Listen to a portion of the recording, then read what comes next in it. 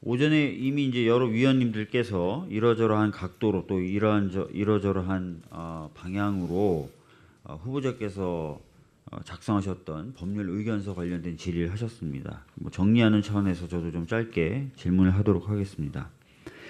지금 후보자 이렇게 얘기하셨어요. 이 의견서가 좀 문제가 된다라는 지적이 있고 우려가 있으니까 본인이 이제 대법관이 된다면 공직자의 이해충돌 방지법 등에 따라서 신고 그리고 회피 신청 이런 절차들을 다 하겠다 이렇게 얘기를 하셨습니다. 맞죠? 네, 그렇습니다. 자, 그렇게 되면은 이제 판단은 아마 대법원장이 하게 될 것이다 이렇게 또 얘기하셨습니다. 그죠? 네. 네. 여기서 이제 의문이 드는 게요. 뭐 저희한테도 안 주셨잖아요. 그 의견서가 어떤 내용이고 또 어떤 사건에 제출됐는지를 그죠? 자, 그러면 대법원장은 뭘 갖고 판단합니까? 대법원장한테는 이런 정보를 주십니까? 대법원장님이라고 해서 제가 그러니까 국회에 안 그럴 수가 드리고 없잖아요. 드릴 수는 비밀유지 없습니다. 협약이 돼 있는데. 네네, 그럼 그렇습니다. 대법원장은 뭘로 판단해요? 그런 신청을 하시면 후보자가 예, 그러니까 제가 비밀유지 의무 위반 논란에서 벗어날 수 있는 범위 내에서는 모든 정보를 제공하려고 합니다. 그러면 그걸 저희 지금 인사청문회 하는 저희 위원들한테도 주셔야죠. 그 정도는. 예, 그래서 제가 정말 최선을 다해서 세부적인 최선을 내용까지. 다해서 주시면 예, 예. 저희들이 그걸 보고 판단하겠습니다. 왜 네네, 대법원장한테도 그 정도밖에 못 주실 거 아닙니까? 그렇습니다. 그러면은 이 정도 정보 가지고는 회피 신청이나 이런 걸 해가지고 효과적으로 걸러낼 수가 없는데라는 판단을 저희 위원들이 한다면 어떻게 하실 겁니까?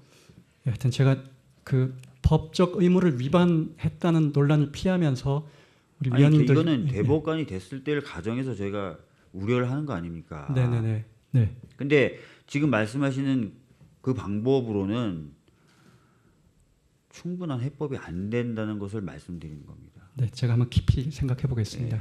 그래서 이런 부분을 충분히 해소할 수 있다는 것을 보여주셔야 됩니다. 예, 그 말씀 좀 드리고요. 자, 그 다음에 작성하신 그 의견서에 대해서 아까 이제 정점식 간사님께서 이제 중립적으로 보인다 이렇게 말씀하셨는데 똑같은 논리입니다. 바른이라는 법무법인에 제공하신 2천만 원짜리 의견서 제목이 부당이득과 계약 해제의 관계입니다. 제목만 보면 중립적으로 보입니다. 내용은 저희가 알 수 있습니까? 자, 중립적으로 보이네요. 그러면 후보자가 예, 중립적입니다. 그러면 끝입니까? 예, 뭐 저는 양심을 지켜서 독립적으로 그리고 중립적으로 작성했습니다. 학자로서 한 점 부끄러움도 없습니다. 그러면 예, 그렇군요 하고 끝납니까?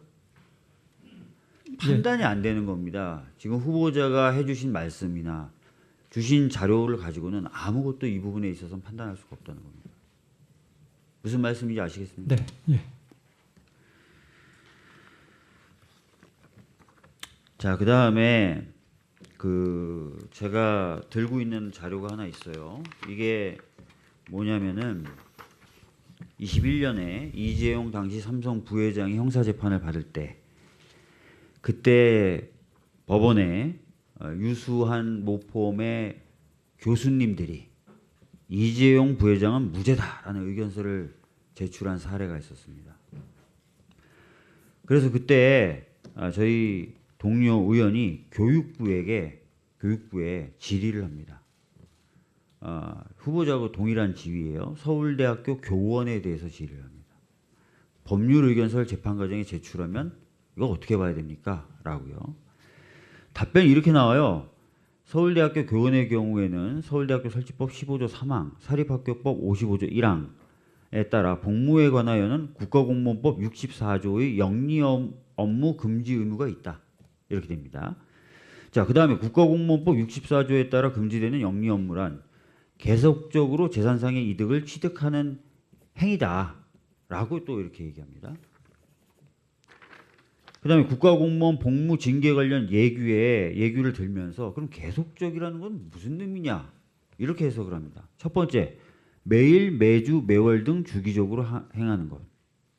두 번째, 계절적으로 행해지는 것. 세 번째, 명확한 주기는 없으나 계속적으로 행해지고 있는 것.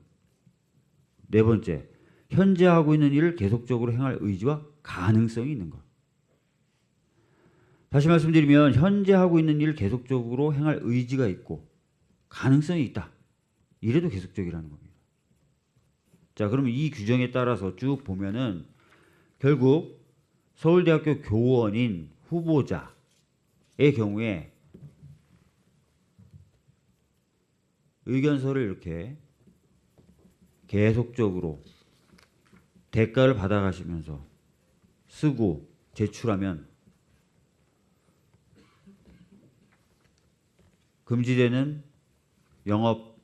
영리 업무 행위를 했다고 볼 수밖에 없는 겁니다. 이 의견서에도 이렇게 되어 있습니다. 1회에 그친다면 별 문제 안 될 것이다 라고 되어 있습니다.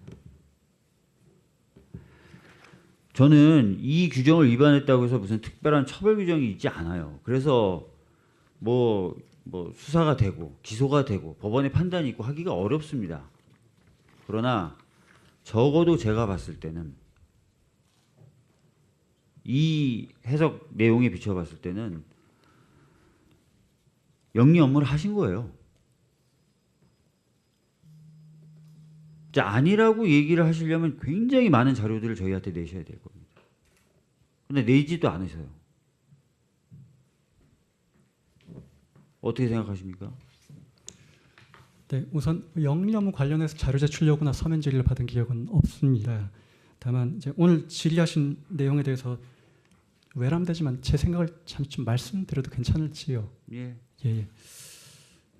그러니까 제가 이해하기로는 의원님 말씀하신 것처럼 이제 국가공무원법 그리고 국가복무원 복무규정의 적용이 서울대 교직원에게도 이루어질 수 있다고 생각합니다. 그런데 이제 그 관련 규정들을 보면 아까 제가 뭐 책 쓰고 프로젝트 하는 것 사실 계속 반복적으로 일어나는 일이 누구도 영리 업무로 생각하지 않는다는 말씀을 잠시 드렸는데 금지되는 영리 업무에 해당하려면 두 가지 요건이 필요합니다. 첫 번째가 아까 의원님 말씀하신 계속성이고요. 두 번째가 뭐 제가 저촉성이라고 이름 붙일 수 있는 예를 들어 국가의 이익을 해하거나 국가의 불명예를 끼치거나 뭐 직무수행의 지장을 초래하거나 이런 그 저촉성 요건이 있습니다. 그래서 그 두 가지 요건을 모두 갖춘 경우에 그것이 이제 금지되는 영리 업무에 해당하는 것으로 저는 알고 있습니다. 그래서 결국 이제 저나 또 다른 교수님들의 소위 의견서 제출, 이 금지되는 영리 업무 문제에 대한 판단은 결국 이제 그 두 가지 요건을 가지고 판단을 하셔야 될 것 같고 외람되지만 일단 제가 생각할 때는 교수님들이 각 분야에서 의견서를 제출하는 것이 그것이 단순히 반복되었다는 이유만으로 계속적인 그리고 국가에 해를 끼치는 영리 업무라고는 생각하지 않고 세법상으로도 그래서 아마 기타 소득으로 다 처리하는 것으로 알고 있습니다. 그 조세 심판원 같은 경우에 3번 정도 반복된 것도 영리 행위로 본 사례가 있고요. 그 다음에 방금 말씀드렸던 것처럼 이 규정의 해석 기준에 따르면은 그냥 현재 하고 있는 일을 계속적으로 행할 의지가 있고 가능성이 있고 주기가 없어도 그냥 계속적으로 행해지면 다 계속성이 있다고 봅니다. 굉장히 계속성의 범위를 넓게 보고 있어요. 그래서 저희들이 말씀을 드리는 거고 저촉성 얘기하셨습니다. 아마 이제 그거는 의견서의 내용에 따른 판단을 좀 받아야 되는 부분인 것 같아요. 그래서 계속해서 아주 공정하고 독립적인 내용이었다, 학술적 내용이었다 그렇게 얘기하시는 거고 장혜영 의원이나 이런 분들은 결국 그거 그래도 한쪽 로펌이 의뢰해서 쓴 것 그리고 분명히 후보자도 그렇게 얘기했어요. 내용을 공개할 수 없는 이유는 그것은 본인이 쓴 의견서가 특정 로펌의 재산이기 때문이다라고 얘기하셨습니다.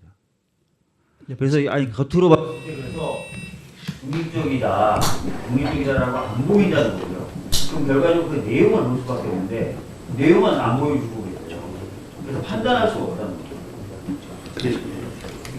예, 그 뭐 제가 의도적으로 독립성이라는 표현을 썼습니다만 의원님 말씀 제가 잘 한번 새겨 보겠습니다. 감사합니다.